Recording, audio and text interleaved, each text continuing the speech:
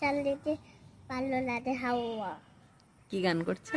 সরকারি চাল দিতে ভালো লাগে হাওয়া। সরকারি চাকরি দিয়ে ভালো লাগে হালুয়া? হ্যাঁ।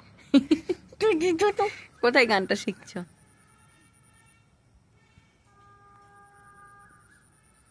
কই ভালো করে শোনাও গানটা, বুঝতেই পারছি না। কই ভালো করে গানটা শোনাও, গানটা শোনাও, গানটা কি গান ওটা শোনাচ্ছিলে এক্ষুনি শোনালে যে?